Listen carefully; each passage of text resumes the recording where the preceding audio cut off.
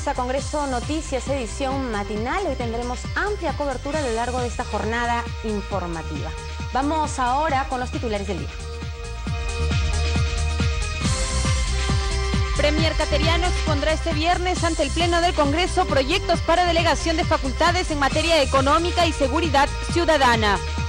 Parlamentarios de varias bancadas anunciaron su respaldo a segunda solicitud de facultades. En tanto, Fuerza Popular y el PPC adelantaron que primero escucharán al jefe del gabinete. En Comisión de Transportes, viceministro de Comunicaciones informó que hasta la fecha se han instalado 453 kilómetros de fibra óptica en el territorio nacional. Aprueban por unanimidad proyecto de ley que incorpora el deporte en el mecanismo de obras por impuestos.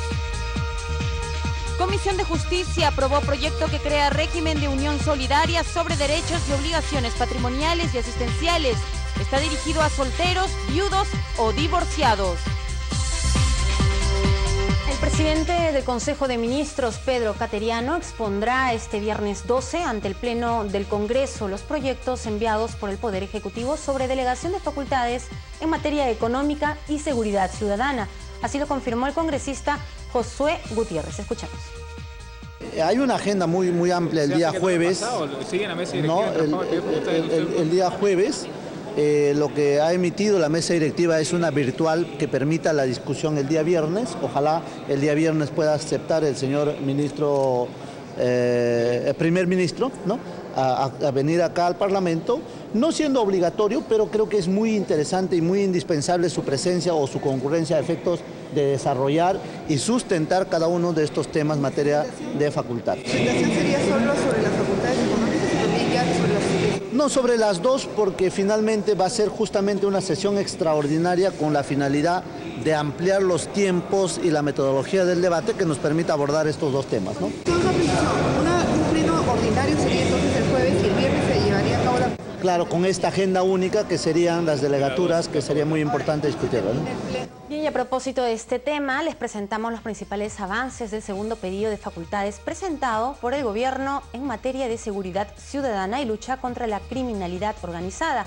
El proyecto incluye temas como la concesión de penales y el control migratorio. Veamos la nota. La iniciativa del Ejecutivo consta de 7 ejes en los cuales plantea legislar por un plazo de 120 días para la lucha contra la delincuencia y el crimen organizado. Los 7 puntos presentados son: lucha contra el sicariato, la extorsión, el tráfico ilícito de drogas, el tráfico de terrenos y la tala ilegal de maderas. También añade una más efectiva delimitación y aplicación del delito de prevaricato, es decir, un mejor control a jueces y fiscales sin menoscabar su independencia. Con esto, el gobierno busca evitar que los miembros de bandas delictivas que son detenidos acaben libres a los pocos días y que es necesario legislar para impedir que quienes son detenidos puedan negarse a declarar. En gestión migratoria, propone fortalecer el control del tránsito y transporte en puertos y aeropuertos, además de los servicios aduaneros, por donde salen los cargamentos de droga al exterior. Otro aspecto importante es fortalecer y regular los servicios de seguridad privada que actualmente proliferan en el país, así como el uso de sistemas de videovigilancia y radiocomunicación. De igual modo, se propone potenciar la capacidad operativa de la Policía Nacional, además de su régimen disciplinario. Este punto considera regular el uso racional de la fuerza conforme a los estándares internacionales. Mejorar el sistema penitenciario nacional. Aquí, la propuesta habla de metodologías eficientes para ampliar la capacidad de albergue a través de asociaciones público-privadas e inclusive la participación de privados en la construcción de nuevas cárceles bajo los lineamientos del INPE. Optimizar el sistema de registros públicos, ya que actualmente existen vacíos legales en materia de formalización de la transferencia de propiedades, que son aprovechados por delincuentes que se apropian de bienes inmuebles. Finalmente, el Ejecutivo plantea fortalecer el sistema de defensa jurídica estatal, en especial asegurando el pago de reparaciones civiles por delitos en agravio del Estado. El gobierno considera que de aprobarse este pedido de facultades, se reducirá la inseguridad, la violencia, la delincuencia y el crimen organizado, además de mejorar la coordinación de la Policía Nacional con las demás entidades involucradas en la lucha contra el crimen. Bien, y los parlamentarios de diversas bancadas también se pronunciaron respecto al pedido de facultades del Ejecutivo para legislar sobre seguridad ciudadana. Escuchemos. El congresista Javier Velázquez, de Concertación Parlamentaria, adelantó que apoyará la solicitud de delegación de facultades en materia de seguridad ciudadana, enviada con carácter de urgencia por el Ejecutivo, por tratarse, según dijo, de un tema que requiere inmediatez. Nosotros vamos a apoyar estas facultades en materia de seguridad ciudadana. Como verán del detalle de la iniciativa que ellos han planteado, el tema tiene que ver básicamente con mejorar la legislación en temas de sicariato, de extorsión, de tráfico de droga, de crimen organizado. Donde vamos a escuchar al ministro es el tema de la reestructuración operativa de la Policía Nacional, qué van a hacer en el INPE también, vamos a ver, y también cómo van a reforzar la defensa judicial del Estado. Para Juan Carlos Seguren, de la bancada PPC Alianza para el Progreso, es necesario debatir sobre algunos puntos novedosos que plantea el Ejecutivo en la solicitud enviada al Congreso. Las materias que podrían decirse que son novedosas tiene que ver con el tema de migraciones, tiene que ver con aeropuertos, tiene que ver con aduanas, que son aspectos que anteriormente no habían pedido delegación de facultades.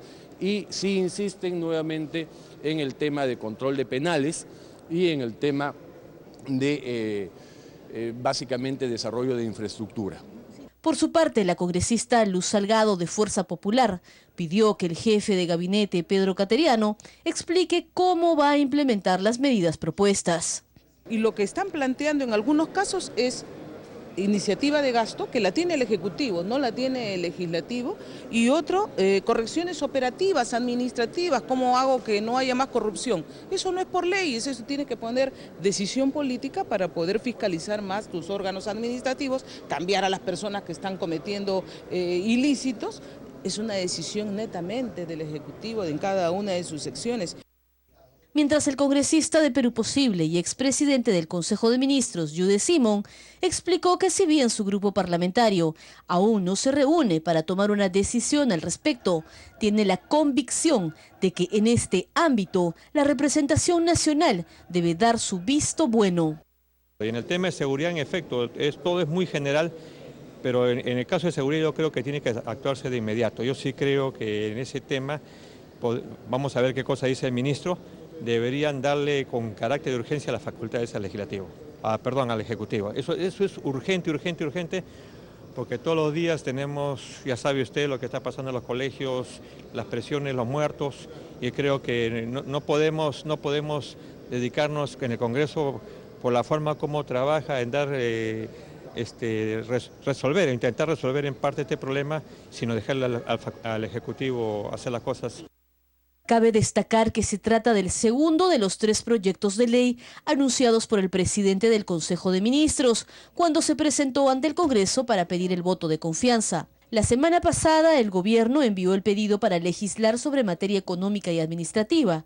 Solo falta el proyecto referido a los programas sociales.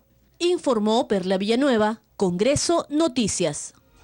8:13 de la mañana, vamos a cambiar de tema. La Comisión de Justicia aprobó el proyecto de ley que crea el régimen de unión solidaria como alternativa a la unión civil. Su autora es la congresista Marta Chávez, quien dijo que se trata de una norma inclusiva y descartó que discrimine a las parejas del mismo sexo. El propósito de la unión solidaria es que aquellas personas que no son casadas y que no son convivientes o no son concubinos puedan decidir acompañarse de otras personas del mismo sexo, parientes o amigos o de distinto sexo, donde no haya necesariamente, aunque pudiera haberla, una relación de carácter sexual, ¿no? Son personas que se acompañan, que viven en común, que comparten gastos, se protegen, y respecto de las cuales hay un vacío legal, porque por más que puedan darse poder, puedan cederse bienes, no pueden cederse algo que es importante, las pensiones de jubilación o las prestaciones de salud o las prestaciones de seguridad social. Y buena parte del tema de la iniciativa es para cubrir esto. Ahora, esta unión solidaria no te exige decir ni ser homosexual, como se pretendía en la unión civil, que era en realidad un matrimonio disfrazado de unión civil. En el proyecto de unión solidaria no necesitas, si no quieres, decir que eres homosexual, no necesitas ser homosexual, no necesitas tener una relación de carácter sexual. Puede ser un hermano con su hermana, un amigo con otra amiga, dos amigos, dos personas que se acompañan. Por eso se dice que conviven, no que tengan una relación de concubinato ni de matrimonio.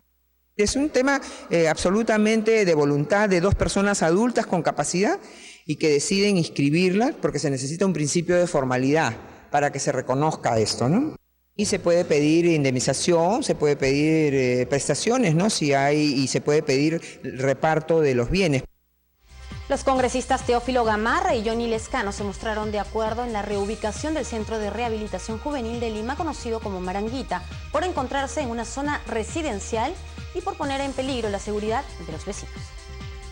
Creo que, como decía, Lima ha crecido exorbitantemente, de modo que si en algún momento se pensó que tal o cual área iba a servir para albergar, por ejemplo, a algunos elementos de mal vivir, sin embargo, muchos de aquellos lugares que en el tiempo se encontraban cercanos o alejados, hoy están en el centro de la ciudad. Entonces habría que hacer un replanteo de cómo manejamos el tema de la urbanidad, porque definitivamente tener un centro penitenciario dentro de la ciudad no es lo más adecuado, no es lo más correcto y debería replantearse. Pero yo no sé si esos centros especiales contarán con los requisitos para tenerlos bien resguardados ahí a los chicos, porque algunos son que han cometido delitos graves. No sé si eso podría ser suficiente, pero que se les tenga que reubicar, hay que reubicarlos, pero con la seguridad del caso, ¿no? Y en las condiciones de donde debe estar un joven para rehabilitarse y no para empeorarse, ¿no? El viceministro de Comunicaciones se presentó en la Comisión de Transportes para dar detalles del Plan Nacional de Asignación de Frecuencias Radiales y Televisivas, así como la expansión de la red de fibra óptica en el país. Veamos. El acceso a Internet de banda ancha será una realidad para el 92% de capitales de provincia y más de 1.500 capitales de distritos del país. Así lo indicó el viceministro del sector Javier Coronado Salé, al señalar la importancia de las tecnologías de las comunicaciones. Consideramos que en los próximos años, y esta es una señal que creo que todos debemos ser absolutamente conscientes, las tecnologías de la información van a gobernar prácticamente todos los aspectos de la vida pública y privada, y para ello el sector público debe prepararse y entendemos que los sectores se están preparando para poder hacer precisamente un uso intensivo de las infraestructuras que se están desplegando en materia de comunicaciones. La congresista Carla Scheffer coincidió con la necesidad de implementar nuevas tecnologías para la integración de todo el territorio nacional. Resaltó la importancia de descentralizar la telemedicina y teleeducación. Las comunicaciones es una herramienta importantísima para poder darle la conectividad a ese 60% del territorio peruano, que es nuestra Amazonía, un patrimonio importantísimo para nuestro país. En otro momento, el viceministro de Comunicaciones se refirió a los convenios nacionales e internacionales para el intercambio de información de terminales móviles robados, señalando que con Ecuador ya está implementado y en ejecución, y que en proceso se encuentra Colombia y Bolivia. Esa información se intercambia entre los países limítrofes para mitigar, reducir, ¿no?, o bloquear la comercialización transfronteriza de equipos robados. Con relación a una supuesta proliferación de uso de antenas y del impacto que tendría en la salud de las personas, Coronado indicó que la regulación de las mismas está establecido en un reglamento de autorización automática. Existe todo el plan de supervisión por parte de la Dirección General de Control y Supervisión respecto de las radiaciones ionizantes, que creo que es la preocupación, entiendo, que está asociada a tener una gran cantidad de infraestructuras de comunicaciones, unas muy cerca de otras. Informó Karina Aliaga, Congreso Noticias. La Comisión de la Mujer aprobó por mayoría el proyecto de ley que prohíbe el castigo físico a niños, niñas y adolescentes. También la iniciativa para agilizar las adopciones. Tenemos los detalles. En el caso del primer proyecto aprobado, se señala que nadie en el territorio nacional puede golpear, ni siquiera moderadamente, a ningún menor, incorporándose además el derecho a gozar a un buen trato, y eliminan la facultad de los padres de corregir con violencia moderada, acción que en la práctica constituye una costumbre arraigada. Comprende el hogar, la escuela, la comunidad, lugares de trabajo, entre otros relacionados. Cabe resaltar que alrededor del 60% de los niños y adolescentes del Perú sufren castigos físicos y humillantes y en sus propias familias, según informó la organización internacional Save the Children en febrero de este año. Al respecto, cabe destacar que el artículo 19 de la Convención sobre los Derechos de los Niños, del cual el Perú es parte, dispone que los estados partes adoptarán todas las medidas legislativas, administrativas, sociales y educativas apropiadas para proteger al niño contra toda forma de perjuicio o abuso físico-mental. En el segundo caso, la ley para agilizar las adopciones establece que para realizar el procedimiento de adopción se deben seguir 5 etapas. La primera de preparación y capacitación de solicitantes, evaluación integral del adoptante. De las propuestas planteadas por la UNICEF, se ha considerado lo siguiente: se eliminó de la fórmula legal los aspectos relativos que impliquen modificación aplicable al procedimiento de investigación tutelar. Se reconoció el derecho del menor de estar informado, opinar y participar en el procedimiento de adopción. Se estableció en la definición de adopción que ésta se dará dentro del marco de la Convención sobre los Derechos del Niño. La propuesta del Poder Ejecutivo permite la inclusión de nuevos temas, como son las adopciones prioritarias, y del derecho del adoptado de conocer sus orígenes y su identidad biológica. Tengamos en cuenta que la Dirección Nacional de Adopciones del Ministerio de la Mujer y Poblaciones Vulnerables, que es justamente la entidad encargada del proceso de adopciones, está de acuerdo con esta propuesta legislativa. La iniciativa aprobada considera la adopción como un derecho que tienen los niños, niñas y adolescentes, separados de manera definitiva y legalmente de sus padres, a vivir en familia. Esto permite que el niño sea considerado un sujeto de derechos y que se desarrolle física y mentalmente en un ambiente de felicidad y comprensión, informó Roxana Mogollón, Congreso Noticias. La primera pausa en Congreso Noticias, edición matinal. Al regresar, les presentamos los acuerdos a los que llegó la Comisión de Educación. Volvemos con eso y mucho más.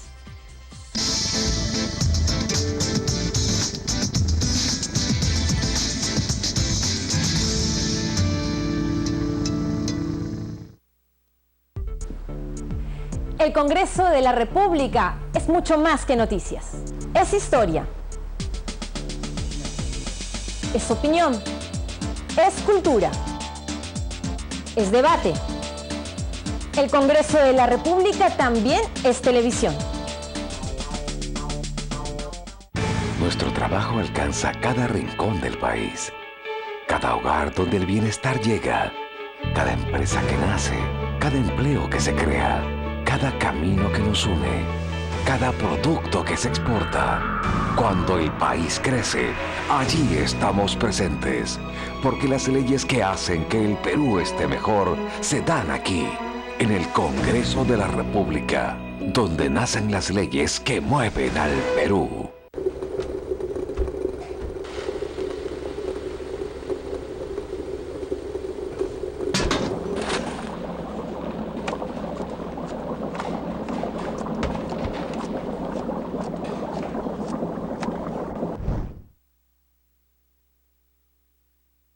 Una familia como la tuya, llena de mucho amor, una alegría como ninguna, gracias a la adopción. Es una decisión, es mucho amor, es corazón, es la adopción. Adopción, una decisión llena de amor. Ministerio de la Mujer y Poblaciones Vulnerables. Perú, progreso para todos.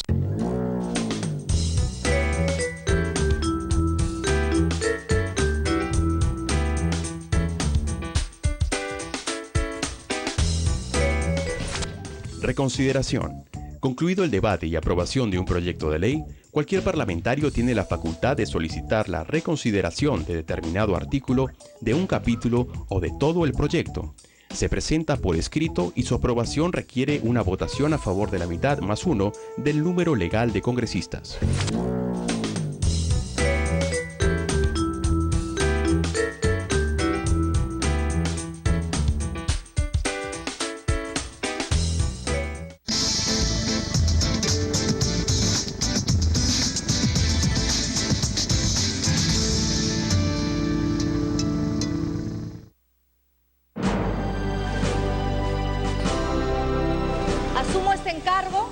Con entusiasmo y consciente de la gran responsabilidad que implica para el país.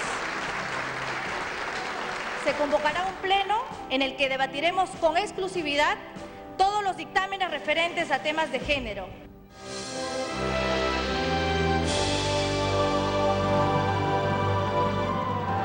Permítame también dedicar este pleno del Congreso y a nombre de los 130 congresistas, dedicar este pleno temático de mujer a la mujer peruana. Ley para prevenir y sancionar el acoso sexual en espacios públicos. Ley que permite la adopción de menores de edad declarados judicialmente en abandono por parte de las parejas que conforman una unión de hecho. Resolución legislativa que aprueba el convenio de la Organización Internacional del Trabajo sobre la protección de la maternidad.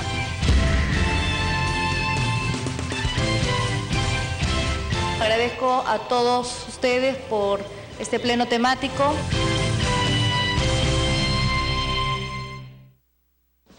Congreso Televisión llega a sus hogares por las señales de Movistar TV, Claro TV, Ves Cable y Cable Perú. Si eres usuario de Movistar TV, podrás encontrarnos en los canales 73 y 550. Si eres usuario de Claro TV y Ves Cable, puedes ver nuestra programación por Canal 56. Y en la señal de Cable Perú por Canal 99. Y recuerda que de lunes a viernes, de 9 a 10 de la mañana, podrás ver nuestros principales programas por TV Perú.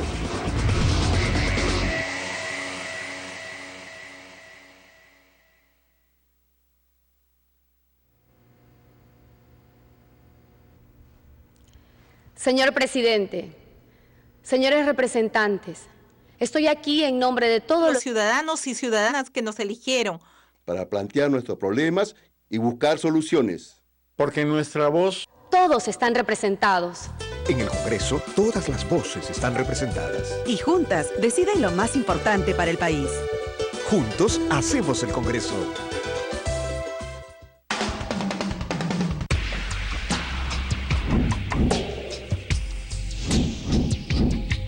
Vecino, camina seguro. Ahora, 36 puentes peatonales y 16 vehiculares son vigilados por la Policía Nacional del Perú. Enfrentaremos a la delincuencia en la vía de evitamiento desde San Martín de Porres hasta San Juan de Miraflores. Durante las 24 horas del día, 3 efectivos policiales vigilarán la zona apoyados por policías motorizados y estarán interconectados con patrulleros inteligentes. Queremos que llegues tranquilo a casa. Camina seguro. Policía Nacional más comprometida que nunca.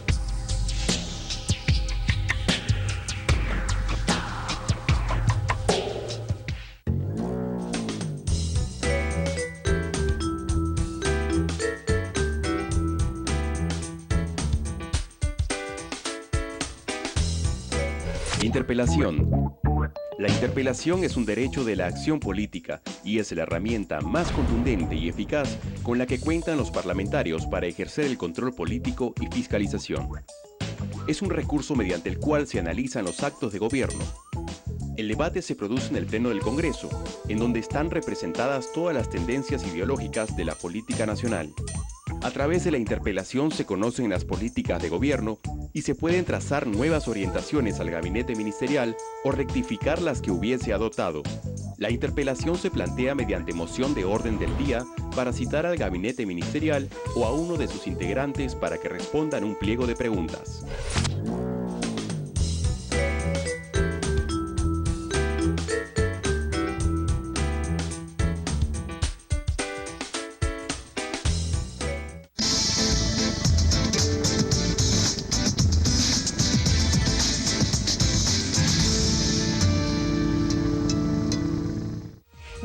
Iniciamos la segunda media hora informativa en Congreso Noticias, edición matinal. Vamos antes con los titulares. Premier Cateriano expondrá este viernes ante el Pleno del Congreso proyectos para delegación de facultades en materia económica y seguridad ciudadana. Parlamentarios de varias bancadas anunciaron su respaldo a segunda solicitud de facultades. En tanto, Fuerza Popular y el PPC adelantaron que primero escucharán al jefe del gabinete.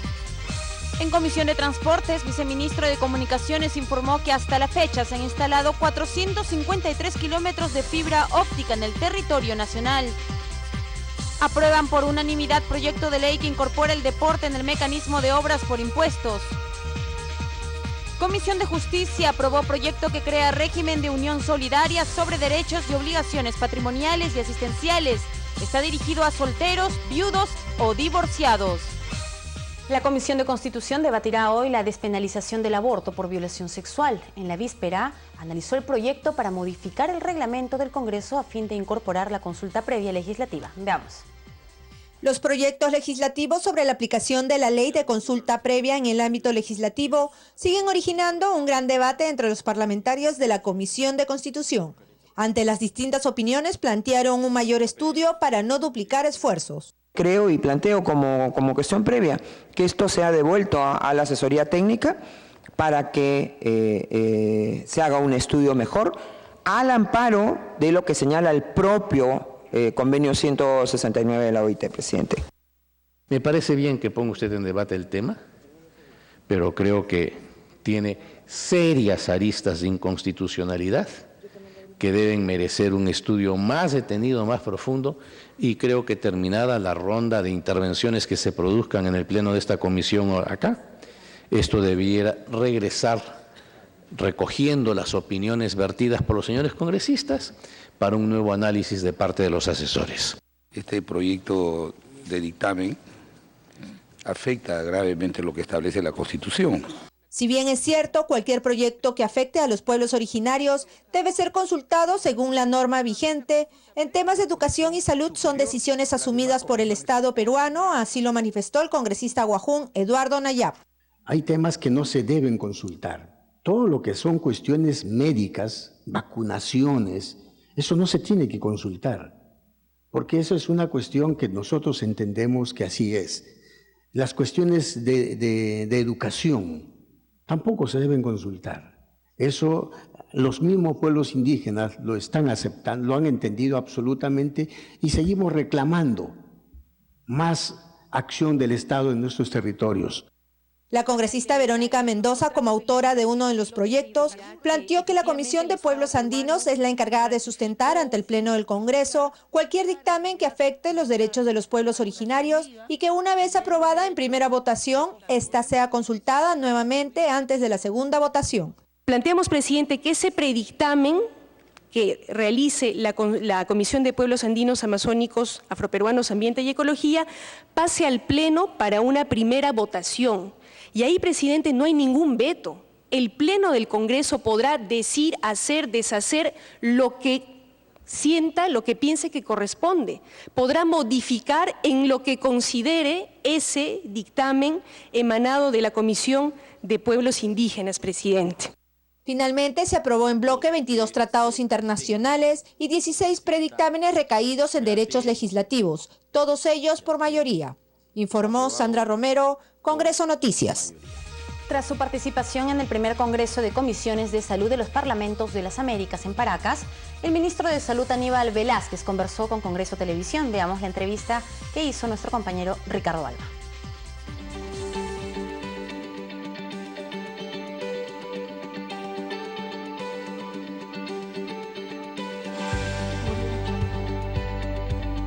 ¿Cómo están, amigos del canal del Congreso? Seguimos aquí en este primer encuentro de parlamentarios de comisiones de la salud de las Américas que se desarrolla en Paracas. Tiene la gentileza de atender nuestro llamado el ministro de Salud de nuestro país, Aníbal Velázquez, con quien vamos a conversar justamente sobre la importancia de este evento y sobre otros temas relacionados a su sector. Ministro, bienvenido al canal del Congreso.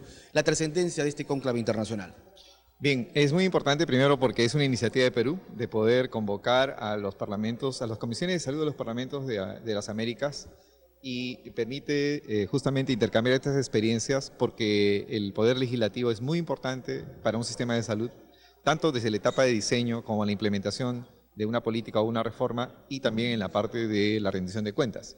Entonces, el Congreso para nosotros es clave, por eso estamos aquí presentes, muy contentos porque también los congresistas consideran que el tema de salud es un tema prioritario y además cuando se trata de salud todos empujamos el mismo objetivo y simplemente lo que hemos visto es un gran apoyo por parte del Parlamento, especialmente para leyes muy importantes para el sector, para mejorar el sistema y tener un servicio de salud más eficiente, más efectivo, que pueda llegar a más peruanos en esta ampliación de la cobertura universal de salud. A propósito de leyes que tiene que coordinar, la coordina el Ejecutivo con el Legislativo, ¿qué temas están pendientes en materia de salubridad, de salud en el Congreso de la República? Y si dentro de las facultades que va a enviar en el segundo paquete el gobierno se encuentran también en el tema social aspectos relacionados a su sector. Exactamente. Con el sistema de descentralización, las funciones de salud han sido transferidas a los gobiernos regionales, tanto la parte de salud individual, el manejo de los servicios clínicos, como también la salud colectiva o la salud pública. Entonces, lo que hemos visto en estos últimos años es de que es necesario hacer ajustes especialmente al manejo de la salud pública y la salud colectiva, porque es una acción que se tiene que hacer todo el tiempo y se necesita una decisión, especialmente cuando hay problemas, cuando hay emergencias o cuando los gobiernos regionales no cumplen sus funciones, entonces, o los niveles subnacionales no los cumplen, entonces se necesita resolver el problema y eso no tenemos un marco normativo que permita actuar. En este momento es muy importante la respuesta rápida, solucionar el problema, al margen de poder pedir sanciones a los que no han cumplido sus funciones, pero esa ruta es muy larga y no resuelve el problema. Entonces necesita un marco normativo que permita que el nivel central pueda intervenir en casos de que hay discontinuidad de servicio o hay emergencias o una amenaza sanitaria. ¿Ha notado usted en todo caso o su sector cierta lentitud en el trabajo de los gobiernos regionales? Claro, lo que hemos visto en los gobiernos regionales es que cada vez más también los gobiernos regionales han ido aprendiendo a manejar la salud pública y salud colectiva. Sin embargo, los recursos cuando se presentan este tipo de situaciones de emergencia no están programados porque lo que tienen programados son el manejo diario, cotidiano de los servicios de salud. Pero cuando se presentan emergencias o situaciones críticas, entonces sí se necesitan recursos adicionales, pero también competencias técnicas muchas veces nuevas que se requieren implementar. Entonces la participación a nivel central siempre es importante. En este momento el marco normativo no permite actuar más que cuando hay emergencias, pero también hay situaciones en las cuales no hay un cumplimiento de funciones, como por ejemplo coberturas de vacunación, cuando no están haciéndolo a pesar de tener las vacunas en sus almacenes, entonces se necesita que el nivel central pueda intervenir para aumentar las coberturas. En este momento no es posible, por lo tanto estamos pidiendo hacer una precisión, hacer una norma que nos permita actuar a nivel central y tener una capacidad de respuesta rápida para enfrentar situaciones de emergencia o discontinuidad de servicios. ¿No podrían los gobiernos regionales aducir de que habría una injerencia por parte del Ejecutivo cuando ya el tema de la salud está a manos o a cargo de ellos? Ese era un poco el temor de antes, por eso que no se pensaba en hacer una propuesta como esta, pero lo que hemos ido viendo en el transcurso de estos años es de que cuando hay una situación de emergencia o discontinuidad del servicio, inmediatamente convocan al nivel central para que pueda intervenir, a pesar que nosotros ya no tenemos la función. Entonces, lo que hemos ido haciendo en este tiempo, con la reforma, uno de los decretos legislativos nos permite actuar para poder dar recursos adicionales frente a situaciones de emergencia, pero primero tenemos que declarar emergencia y recién el nivel central puede actuar. Sin embargo, no tenemos un aparato de respuesta porque todo fue transferido. Entonces, lo que estamos ahora es promoviendo para que el nivel central tenga una capacidad de respuesta logística, técnica, que pueda, en algún caso, si es que hay una discontinuidad del servicio, poder actuar de manera temporal hasta que las funciones se restituyan. Me llamó la atención parte de su disertación aquí, cuando usted ha hablado de que el 10% de peruanos sufrimos de depresión. Tenemos un serio problema en política de salud mental. Sí, es una encuesta que se ha hecho por parte del Instituto de Salud Mental del Perú, en la cual se hace una encuesta poblacional y a través de preguntas se puede identificar si tienen algún grado de depresión, ¿no? Entonces, el dato que teníamos es que un 10% tiene algún dato de depresión y la mayoría de estudios de carga de enfermedad muestran que son las primeras causas de enfermedad. Entonces, se necesita que el sistema de salud se enfrente a esta nueva problemática y para eso también ya el país está teniendo un programa de salud mental con una organización de redes de servicios que va a permitir acceder este tipo de servicios a la población más vulnerable. Le hago una pregunta adicional porque ya están los organizadores por reiniciar la actividad. ¿Se ha fijado ya la posición del Poder Ejecutivo respecto al proyecto que aprobó el Congreso en torno al tema de las gratificaciones? Ajá. Nosotros nos hemos pronunciado de que sí, de todas maneras eso afecta el tener menos recursos para el seguro social y por lo tanto es importante en este momento también ver qué hacer con el salud porque va a tener menos recursos. Hay que cuidar que no afecte la atención y nosotros hemos expresado nuestra preocupación con el Consejo Nacional de Salud porque sí es un tema que puede afectar los servicios. ¿Cómo se define si se promulga o se observa? Claro, en este momento están evaluando. Sí. Le agradezco mucho. Muy gentil al ministro de Salud, Aníbal Velázquez, entonces, por acceder a nuestra convocatoria y por contarnos el trabajo que viene desarrollando a su sector. Seguimos como siempre a través de Congreso Televisión.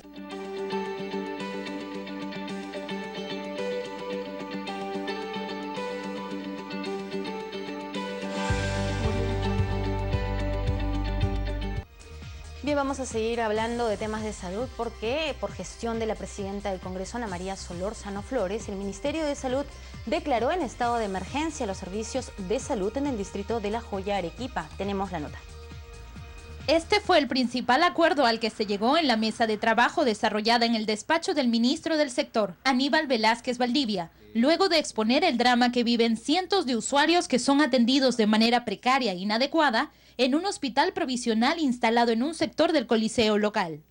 Tras afirmar que no era posible que los miles de pacientes sean atendidos de esta manera sin considerar los riesgos de contagio y contaminación a los que están expuestos, la titular del Parlamento afirmó que existe responsabilidad de quienes ocasionaron esta situación, dejando en abandono la construcción del citado nosocomio hace 8 meses y sobre quienes debe iniciarse un proceso de investigación.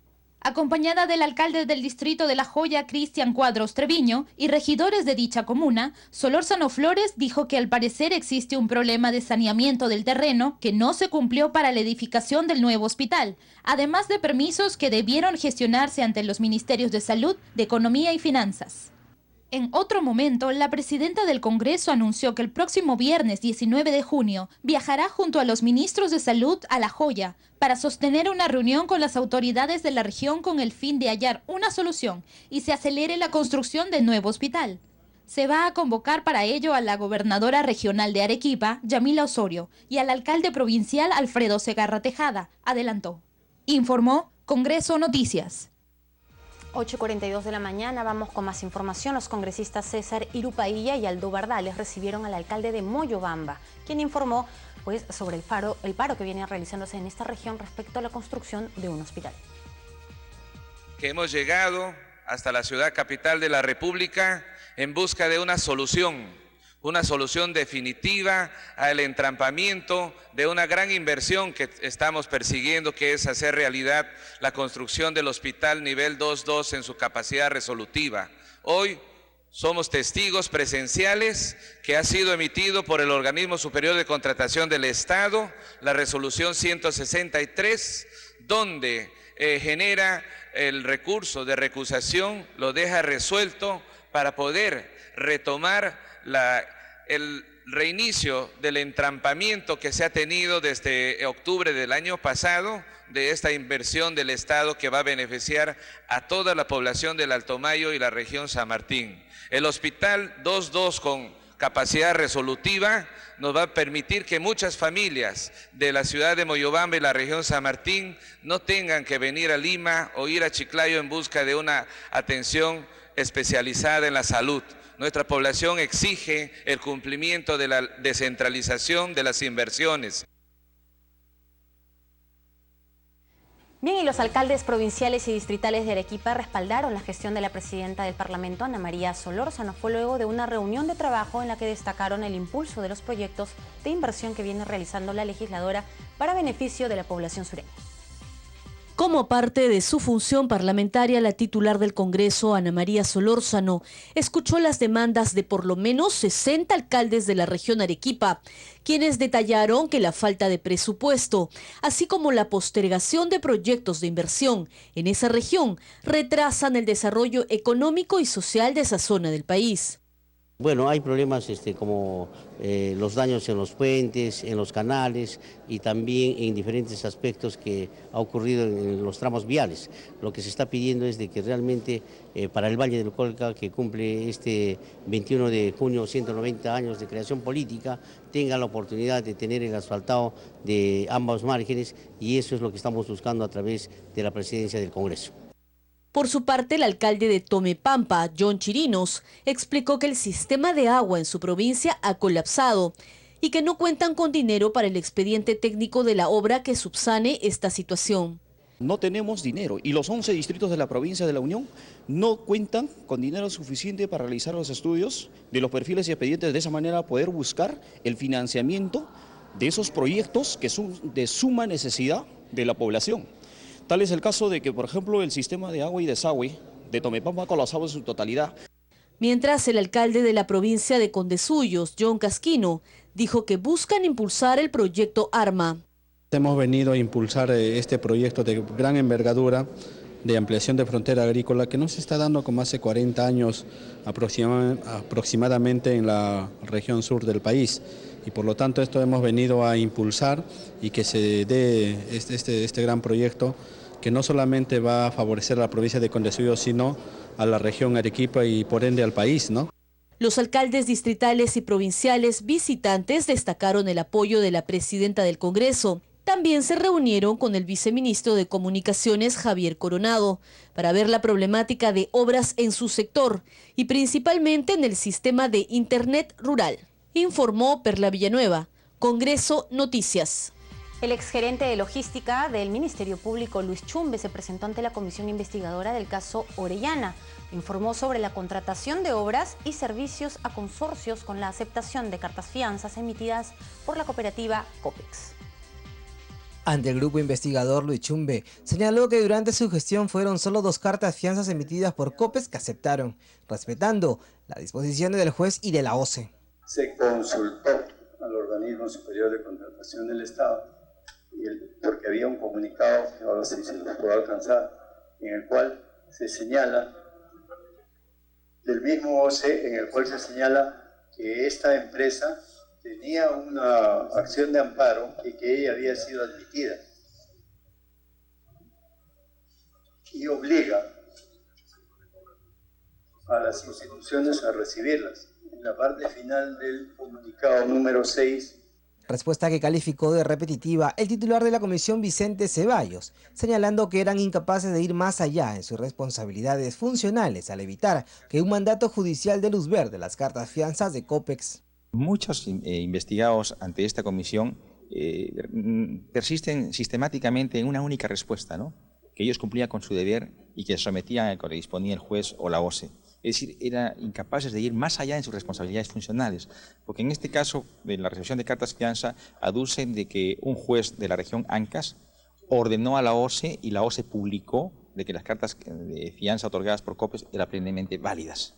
Para Vicente Ceballos, este tipo de acciones de la red orellana ponen en evidencia que los tentáculos de esta organización se infiltró en diversos organismos del Estado, como es la OCE, el Poder Judicial y también el Ministerio Público. Esto también denota un hecho muy singular en este caso que estamos investigando.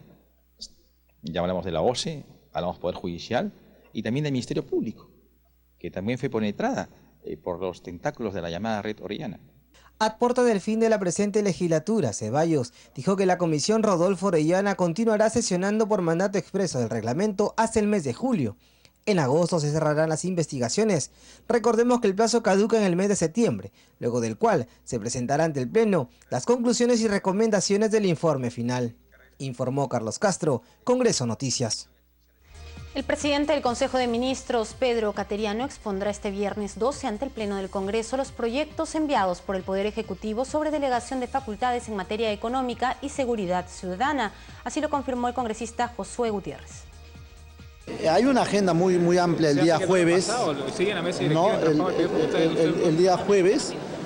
Lo que ha emitido la mesa directiva es una virtual que permita la discusión el día viernes. Ojalá el día viernes pueda aceptar el señor ministro, el primer ministro, ¿no?, a venir acá al Parlamento, no siendo obligatorio, pero creo que es muy interesante y muy indispensable su presencia o su concurrencia a efectos de desarrollar y sustentar cada uno de estos temas en materia de facultad. ¿La presentación sería solo sobre las facultades económicas o también ya sobre las civiles? No sobre las dos, porque finalmente va a ser justamente una sesión extraordinaria con la finalidad de ampliar los tiempos y la metodología del debate que nos permita abordar estos dos temas, ¿no? Un pleno ordinario sería entonces el jueves y el viernes se llevaría a cabo la... Claro, con esta agenda única que serían las delegaturas, que sería muy importante discutirla, ¿no? Y a propósito del tema, les presentamos los principales alcances del segundo pedido de facultades presentado por el gobierno en materia de seguridad ciudadana y lucha contra la criminalidad organizada. La iniciativa del Ejecutivo consta de 7 ejes en los cuales plantea legislar por un plazo de 120 días para la lucha contra la delincuencia y el crimen organizado. Los 7 puntos presentados son: lucha contra el sicariato, la extorsión, el tráfico ilícito de drogas, el tráfico de terrenos y la tala ilegal de maderas. También añade una más efectiva delimitación y aplicación del delito de prevaricato, es decir, un mejor control a jueces y fiscales sin menoscabar su independencia. Con esto, el gobierno busca evitar que los miembros de bandas delictivas que son detenidos acaben libres a los pocos días y que es necesario legislar para impedir que quienes son detenidos puedan negarse a declarar. En gestión migratoria, propone fortalecer el control del tránsito y transporte en puertos y aeropuertos, además de los servicios aduaneros, por donde salen los cargamentos de droga al exterior. Otro aspecto importante es fortalecer y regular los servicios de seguridad privada que actualmente proliferan en el país, así como el uso de sistemas de videovigilancia y radiocomunicación. De igual modo, se propone potenciar la capacidad operativa de la Policía Nacional, además de su régimen disciplinario. Este punto considera regular el uso racional de la fuerza conforme a los estándares internacionales. Mejorar el sistema penitenciario nacional. Aquí, la propuesta habla de metodologías eficientes para ampliar la capacidad de albergue a través de asociaciones público-privadas e inclusive la participación de privados en la construcción de nuevas cárceles bajo los lineamientos del INPE. Optimizar el sistema de registros públicos, ya que actualmente existen vacíos legales en materia de formalización de la transferencia de propiedades, que son aprovechados por delincuentes que se apropian de bienes inmuebles. Finalmente, el Ejecutivo plantea fortalecer el sistema de defensa jurídica estatal, en especial asegurando el pago de reparaciones civiles por delitos en agravio del Estado. El gobierno considera que de aprobarse este pedido de facultades, se reducirá la inseguridad, la violencia, la delincuencia y el crimen organizado, además de mejorar la coordinación de la Policía Nacional con las demás entidades involucradas en la lucha contra el crimen. Bien, escuchemos las opiniones de los parlamentarios de diversas bancadas respecto a este pedido de facultades del Ejecutivo para legislar sobre seguridad ciudadana y lucha contra la criminalidad. El congresista Javier Velázquez de Concertación Parlamentaria adelantó que apoyará la solicitud de delegación de facultades en materia de seguridad ciudadana, enviada con carácter de urgencia por el Ejecutivo, por tratarse, según dijo, de un tema que requiere inmediatez. Nosotros vamos a apoyar estas facultades en materia de seguridad ciudadana. Como verán del detalle de la iniciativa que ellos han planteado, el tema tiene que ver básicamente con mejorar la legislación en temas de sicariato, de extorsión, de tráfico de droga, de crimen organizado. Donde vamos a escuchar al ministro es el tema de la reestructuración operativa de la Policía Nacional, qué van a hacer en el INPE también, vamos a ver, y también cómo van a reforzar la defensa judicial del Estado. Para Juan Carlos Seguren de la bancada PPC Alianza para el Progreso, es necesario debatir sobre algunos puntos novedosos que plantea el Ejecutivo en la solicitud enviada al Congreso.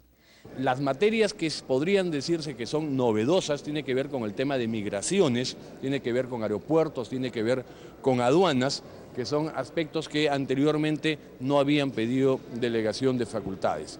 Y sí insisten nuevamente en el tema de control de penales y en el tema de, básicamente, desarrollo de infraestructura. Por su parte, la congresista Luz Salgado de Fuerza Popular pidió que el jefe de gabinete, Pedro Cateriano, explique cómo va a implementar las medidas propuestas. Y lo que están planteando en algunos casos es iniciativa de gasto que la tiene el Ejecutivo, no la tiene el Legislativo, y otro, correcciones operativas, administrativas, cómo hago que no haya más corrupción. Eso no es por ley, eso se tiene que poner